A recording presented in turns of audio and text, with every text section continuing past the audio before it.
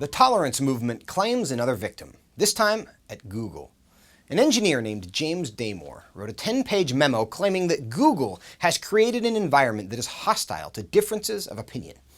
He wrote, "This silencing has created an ideological echo chamber where some ideas are too sacred to be honestly discussed." He went on to suggest that the overrepresentation of men in technology jobs could be, in part, attributable to the fact that men and women are different, and not entirely the result of sexism. In an apparent effort to underscore all of Damore's arguments about an echo chamber, Google fired him. In response to Damore's memo, Danielle Brown, Google's Vice President of Diversity, Integrity, and Governance, said, "Part of building an open, inclusive environment means fostering a culture in which those with alternative views, including different political views, feel safe to share their opinions.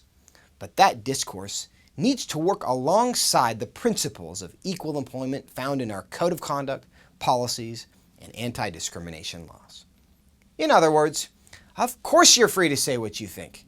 Just make sure we want to hear it first.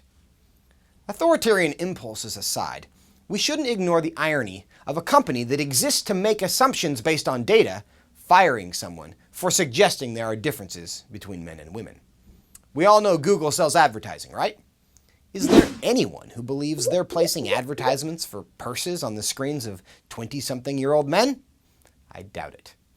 Google is happy to make money off gender differences, but they'll insist those differences don't exist.